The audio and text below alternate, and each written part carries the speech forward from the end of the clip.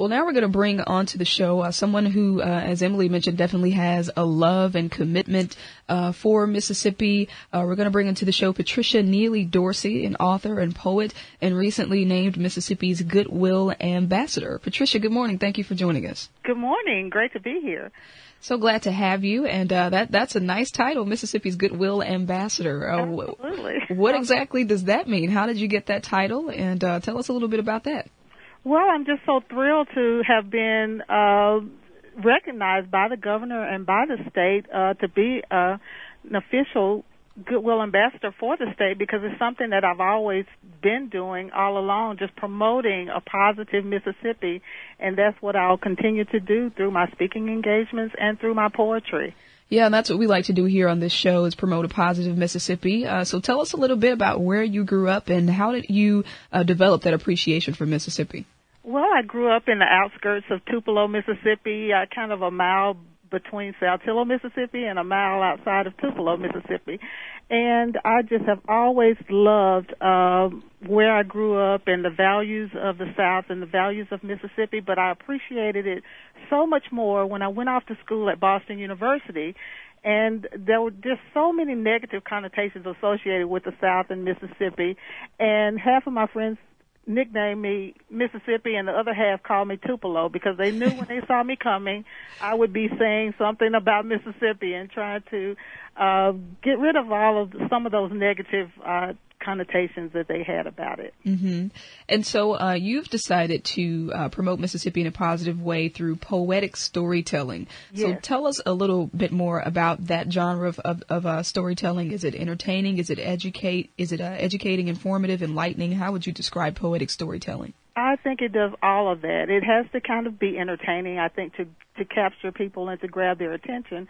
But also in all of the stories, there is a deeper story behind almost every funny anecdote and every story that I tell in my poems. So it's all of that combined, and there are poems in there and there are stories in there for people 8 to 80 years old and beyond. They're there for everyone. Mm-hmm. And so you describe Mississippi as home. Mary Margaret said that just this morning there's no place like home, being here in Mississippi.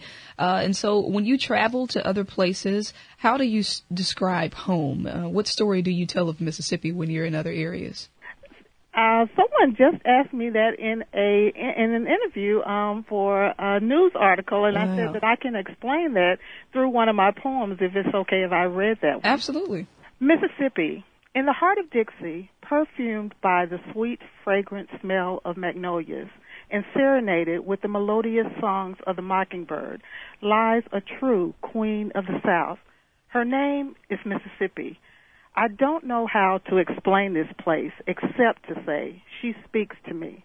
The rocks, the flowers, the birds, and trees speak to me.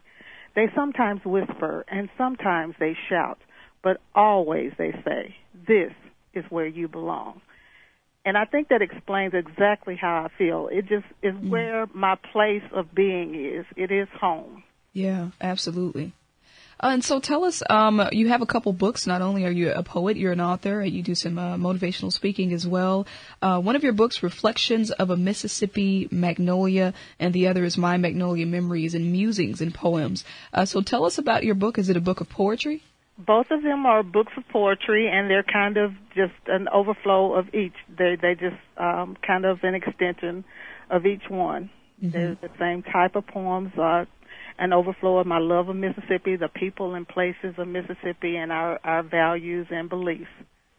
Now, I'm a songwriter, so I write songs, but I have difficulty trying to write poems.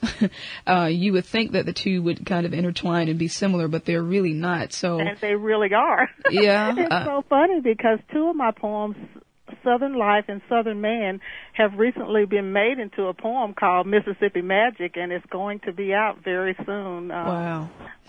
By a distribution company. Well, I've kind of struggled with getting the right rhythm down when I'm trying to write a poem. So what kind of setting do you have to be in? What do you use as inspiration to write your poems?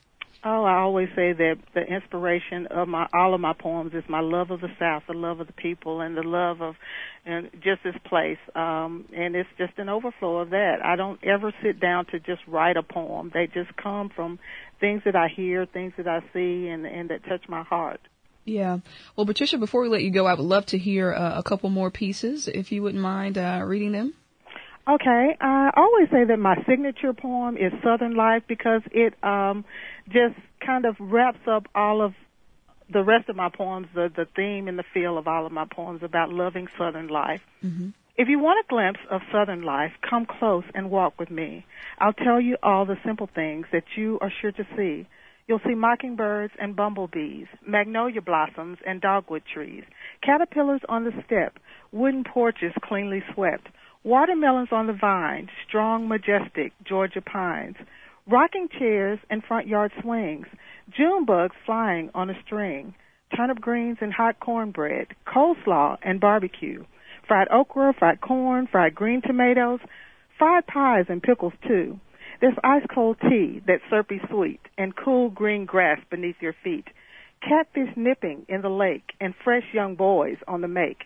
You'll see all these things and much, much more in a way of life that I adore. And for my last one, I'll read Meet My Mississippi, and it's going to be up soon as consideration for our state poem. So I'm hoping that everyone will kind of rally behind that and speak to your representatives about saying, hey, this is a poem for us. Okay, go ahead. Meet My Mississippi. Faulkner's sanctuary, Eudora's home state, Elvis's birthplace, the bulk of the trace, sprawling beaches along the Gulf Coast shore, one blues man's crossroads and inspiration for more, an abundance of history, tradition, and folklore, warm front porch welcomes with a wide open door, a ride down the mighty river on the American Queen, and some of the most beautiful countryside that you've ever seen. She's music and melodies and the mockingbird's songs, by valor and arms and faith ever strong. She's magnolias blooming around Jackson's Capitol dome and the sweet scent of honeysuckle that forever says home.